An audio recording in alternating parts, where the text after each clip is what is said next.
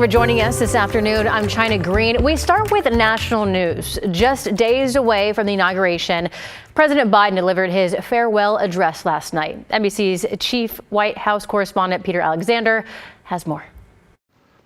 In his farewell address after 5 decades in politics, President Biden looking to define his legacy following 4 tumultuous years. Every day I've kept my commitment to be president for all Americans through one of the toughest periods in our nation's history.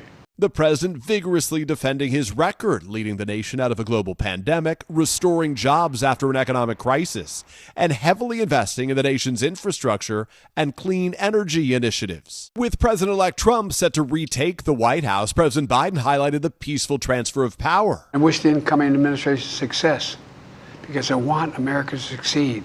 Still, he delivered a dire warning about what he called a dangerous concentration of power in the hands of very few, very rich people. An oligarchy is taking shape in America of extreme wealth, power, and influence that literally threatens our entire democracy, our basic rights and freedoms, and a fair shot for everyone to get ahead. Another danger, he warned, the growth of AI and big tech. Americans are being buried under an avalanche of misinformation and disinformation. The truth is smothered by lies told for power and for profit. With First Lady Jill Biden, his son Hunter, and Vice President Harris in the room, this word of thanks. She and Doug have become like family, and to me, family's everything. After a lifetime in public service, the president calling on Americans to defend our democracy. A nation where the strength of our institutions and the character of our people matter and must endure.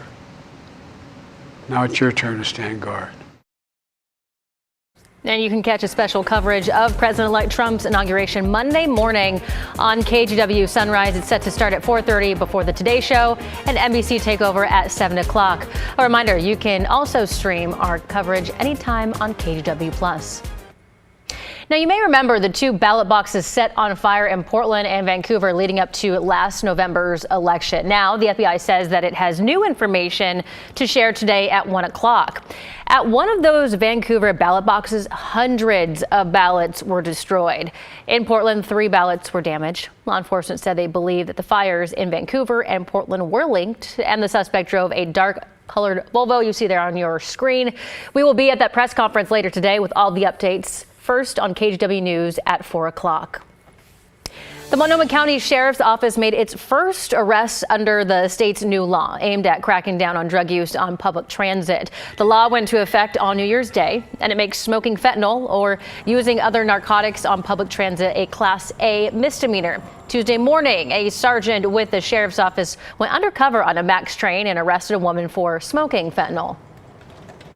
I want to be clear. Smoking has always not been allowed on transit, but this is a case that we're actually allowed to prosecute and put the person through the criminal justice system. The woman was charged, booked, and released, but court records show that she did not show up for her arraignment yesterday afternoon. Developing now, Peace Health Hospital in Vancouver says it's getting overwhelmed with patients showing up in the ER with the flu and RSV. They're asking people with non-emergencies to find somewhere else to get care. Jerry Neary shows us why.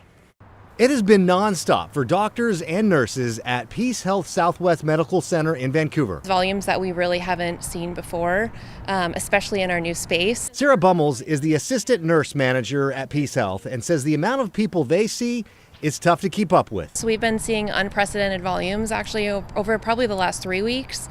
Our normal census is usually around 225 average to 250 is a busy day. In the last 3 weeks, we've seen numbers in the 280s. A majority of those patients are coming in with respiratory illnesses like RSV and the flu. To make matters worse, it's been challenging. We've been experiencing long wait times. Some patients are waiting hours for care. 4 hours to 8 hours, sometimes 12 hours. We are really working to develop some strategies to improve our throughput and make sure that we're providing safe patient care to our community. Bummel says they're working with other hospitals in the area to get some patients admitted. She says they'll never turn anyone away from the emergency room, but wants the community to only come here if it's potentially life-threatening. We are asking that if you have a non-emergent symptom that you start with your primary care doctor or one of our priority care centers, clinics. Nurses and doctors know that there's a long way to go. Right now, it's most commonly respiratory illnesses, so a lot of flu, a lot of RSV, and then on top of our normal medical emergencies that we see. Before things are going to get better. We see this every year, but this feels more severe than it's been over the last few years. Joe Ranieri, KGW News. 12:06 on your Thursday afternoon. Roddy, have a look at the weather. If I remember anything from this morning, it's that there was sun pretty much across the board. Except for right where we are standing. Yes. But the 7 days lit up. You're Yes. right. And I will get you to the 7 day in about 10 minutes. It is lit up with sun. It's just not today. You can see on the wide satellite picture, cold front starting to push inland, but there's not many bright clouds around it, meaning there's no depth of moisture coming in with this front. And really, more than anything, it's just playing a role in keeping our low cloud covers. Here's that visible satellite picture where the map is dark. No clouds, but where it's illuminated in white, those are the low clouds. Straight from Salem, Woodburn, Portland, Kelso, no breaks. And for the most part, still overcast along the north coast, but some breaks down in Lincoln County. There's the Astoria column, cloudy skies. Might be some spritzy bits of light moisture up along the north coast of this hour. We do have sun when you get out into the gorge. Here's Hood River Indian Creek Golf Course, where they have a light wind and 45 degrees right now. You folks will see some increasing cloudiness this afternoon. But in the valley, it looks like it did when we started our day. I mean, that's still pretty foggy out on the west side of the Reserve Vineyards and Golf Club in Aloha. PDX is only 38. We've been 35, 36, 38 since the sun came up. We might get some breaks late afternoon going into the evening, but it won't be overly warm. 43 at 4 o'clock and 38 at 8 o'clock. We will get into the suns across the board coming up in about 10 minutes. Thank you, Rod. All right, here's a look at some world news this afternoon. Prime Minister Benjamin Netanyahu said today that a, quote, last-minute crisis with Hamas was holding up approval of a long-awaited ceasefire deal. Hamas officials denied that claim, saying that they were committed to the agreement. The deal would pause fighting in Gaza and release dozens of hostages. Israel's cabinet is set to meet tomorrow to vote on the deal. Multiple White House sources told NBC News that the Biden administration is looking for ways to delay a ban on TikTok. The Supreme Court has yet to rule on that ban, set to go into effect this Sunday.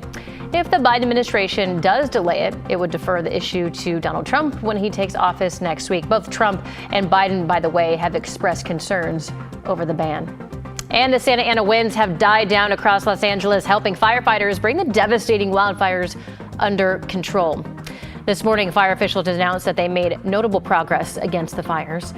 But the fires have killed at least 27 people, burned more than 40,000 acres, and destroyed more than 12,000 structures. And thanks to your generous support, KGW has raised more than $55,000 in partnership with the Red Cross to help with the relief efforts in Southern California.